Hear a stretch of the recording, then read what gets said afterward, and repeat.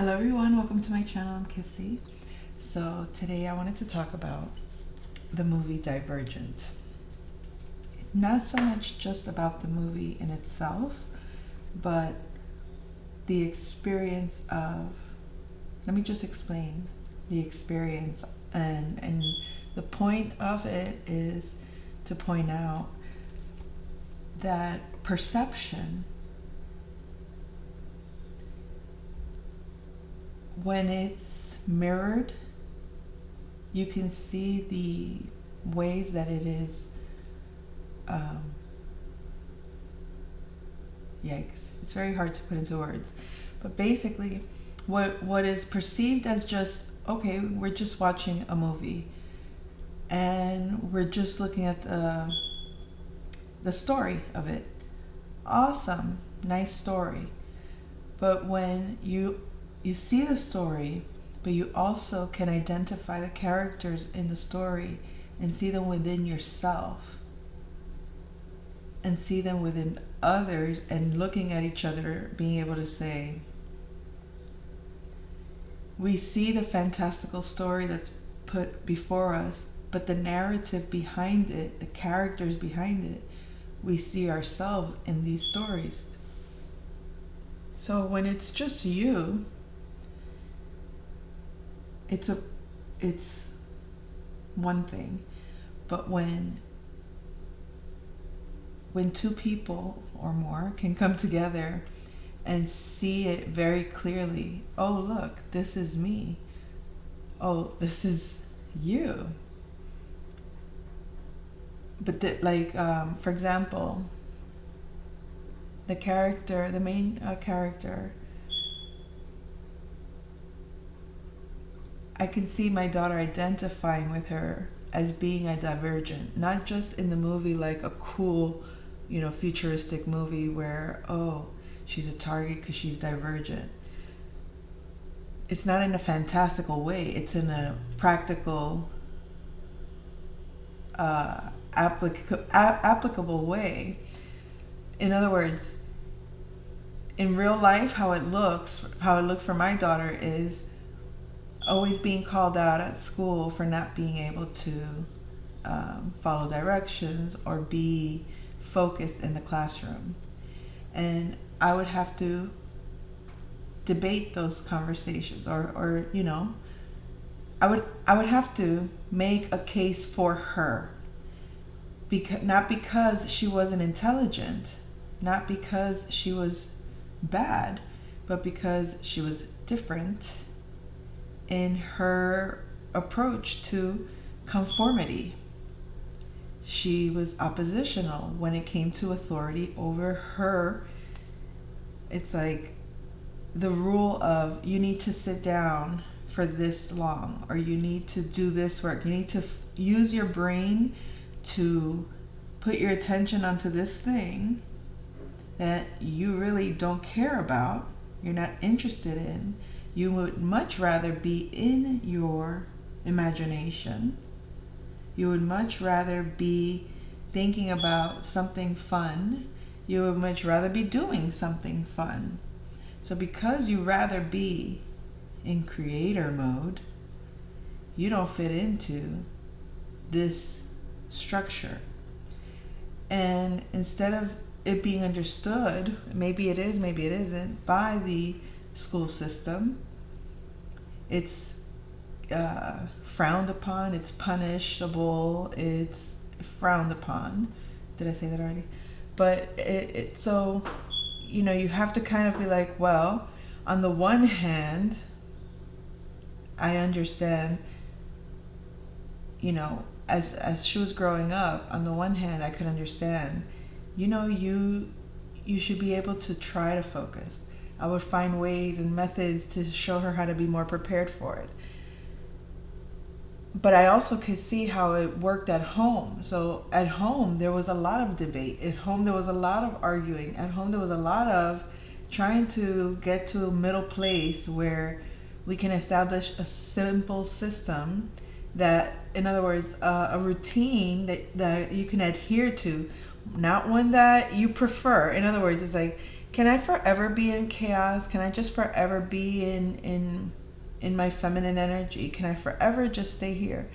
Well, there's nothing wrong with that necessarily, but you have to develop this masculine energy. You have to develop this energy of structure and being able to not move around the world kind of unconsciously this way, where you need to be able to focus, you need to be able to pay attention, you need to be able to follow through and do things for yourself.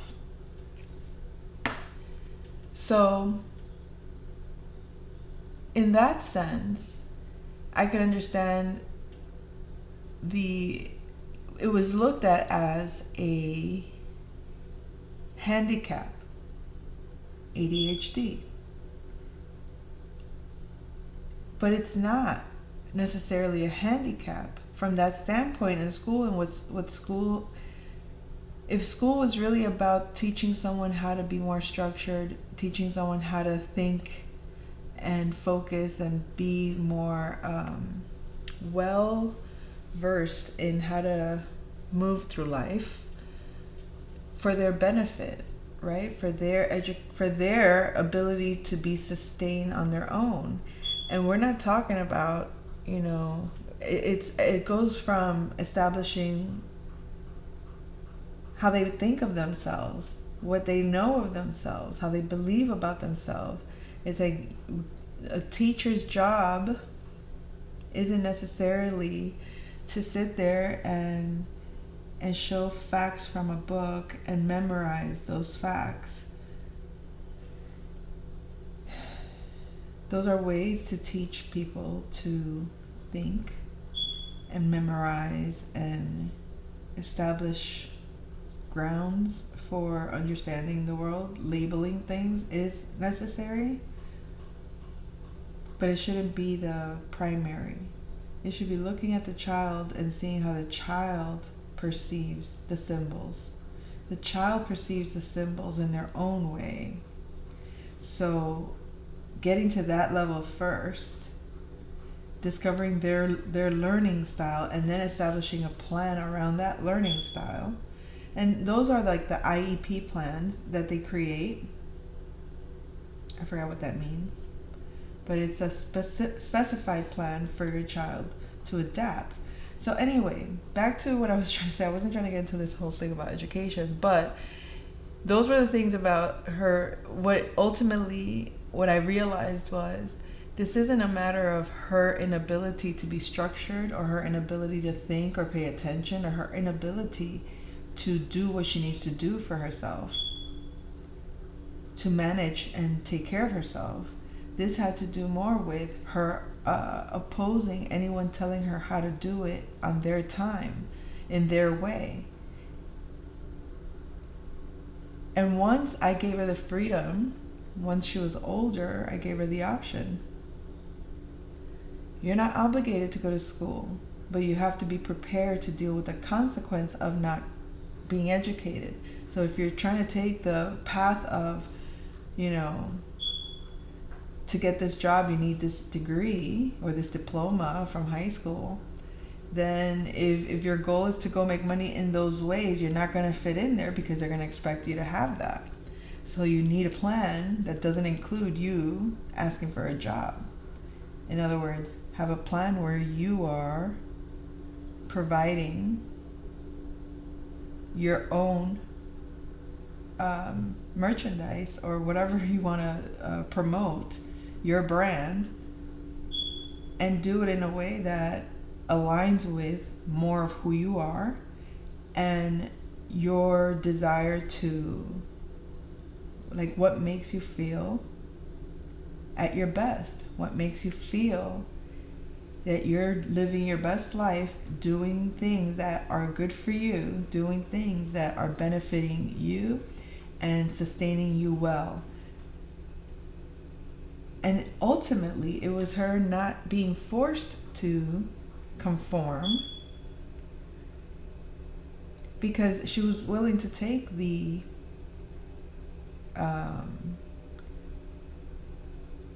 take it or leave it terms. these are the rules as they are. You either can follow them or you don't. If you don't follow them, have a plan that works for you. There were counselors, there was teachers, there was staff, women, some of them, that would we all kind of had the same consensus with her. It's like, we understand you don't want to listen to anyone. You don't see the point of sitting there being bored. You don't see the point of any of it. You don't see the point. Okay. We can all say we've been there, done that in something or another. But we all kind of understood it's not easy out there when you're in survival mode.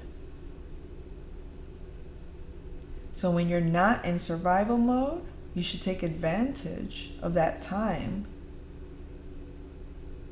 to establish a good plan as a, just in case. If I can't do it the conventional way, I have a backup plan, the non-conventional way, that's pretty solid. And that's been, my faith and my trust that put in the same situation as her, and if I'm adamant about no, and you tell me, listen, if you don't do it like this, it's like, do it at your own risk. Well, I much rather, if I see that this way, I absolutely cannot do it, I absolutely don't want to do it, I absolutely don't like it, then it's like, no, don't worry, I'll definitely take the risk. I'll wait it out, I'll figure it out, I'll come up with a plan, I'll do whatever it takes, but I'm definitely not accepting that. That's not for me. So that is the divergent energy that in the movie it just comes across in a future time. The world is in factions, and they're putting, you're either this, you're either that, you're either the other. They're talking about your archetype. They're talking about your mind, ways of thinking, and how you operate. They talk about, but they don't say that. You're just seeing it like just a matter of fact. This is what it is. The reason she's divergent is because she couldn't fit into. She couldn't be categorized into one faction. She can be multiple factions. And because she could be multiple factions and not just one, that became some kind of danger to the system. The system kind of like our computer, our AI. You put something into the system that is foreign, different, uncategorizable, then you're basically something that now the system wants to control, unless you take control of it and you establish the authority. If you don't establish the authority, then the system will. And the system is ruthless in some ways, kind of like in the movie, but also like with the school system, to the point that a teacher and an officer, I mentioned this before, had to come banging at my door about a truancy notice, like threatening to take her to court. She's 18. She's not obligated to go to college. She's not obligated to be in school. She's not obligated. It let her take her, you know what I mean? Like, if she has a plan, she has a plan. Let her do her thing. But instead of letting her do her thing, they want to enforce the law on her to scare her into submission, to scare her into following the rules, to scare her into going into a system that she's not going to benefit from. And she's not going to benefit from that system because I've been through that system that they want her to go through. And I know the level of focus, and I know the level of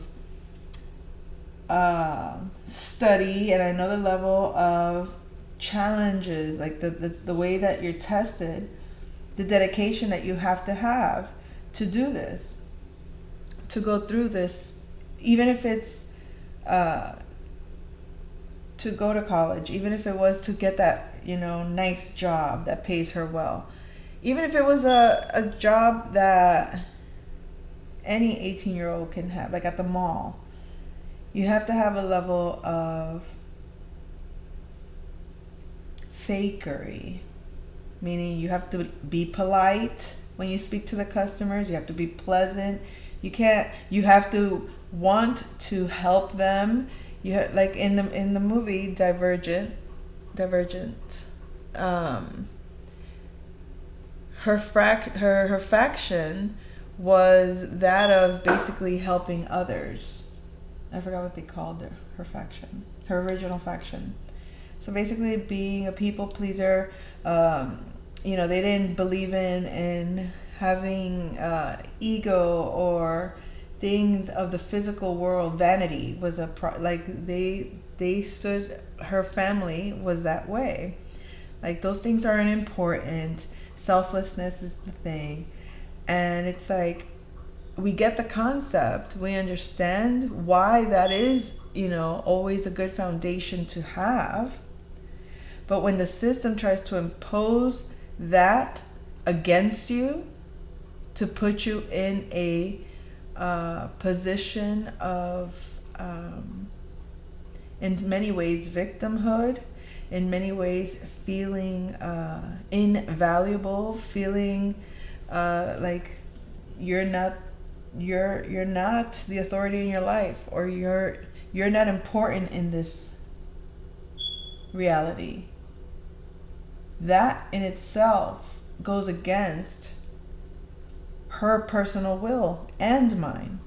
I may have adhered to it thinking that there was supposed to be some kind of outcome where, you overcome the initiation, and then you gain and you earn your position. But when you see that it's fixed for you never really to get to that position, then, and I went, like I've said before, I went hard in through the proper channels, supposedly the channels of success according to society. And what I found, that it had nothing to do with me, nothing to do with me at all.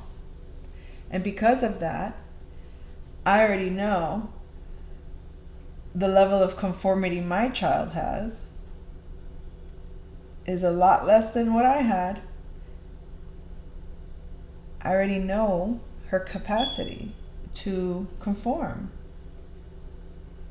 So I'm not going to set her up for that failure, to waste time and energy in that life that isn't for her. So kind of like, again, in the movie, the mother, eventually the daughter chooses, I don't want to be in this life, mom, or she gets initiated. It's her choice. She makes a blood vow, and she picks a faction, which is dauntless, which is, they fight, they defend, they protect, they do what they do. They stand up for, they're the protectors.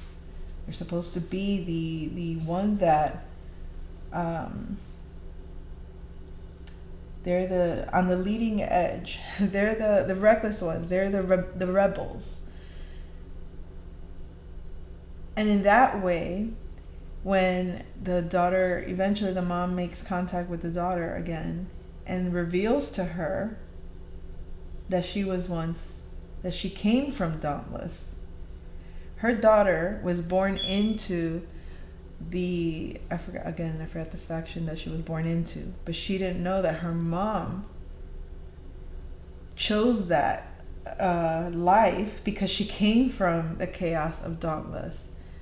And she thought that she was doing something good by doing that selfless act of being in that environment. And when the daughter was like, I don't know if I can, just stay in this reality forever. I need to explore. I need something different. And she chose Dauntless. It was shocking. But not for the mom. When the mom eventually is like, of course she's going to choose that she's my daughter. And then the daughter realizes, no wonder I chose this. I'm like my mother. But her, it's like she had that in her, even though she was a divergent.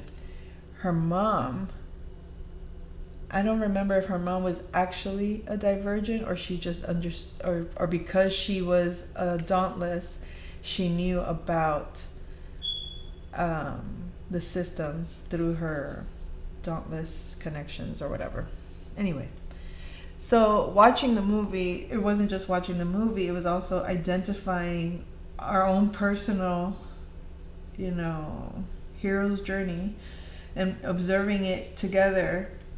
It's like we were looking at each other like the movie becomes more symbolic in that way, more fun to watch in that way when we can identify those characters with ourselves.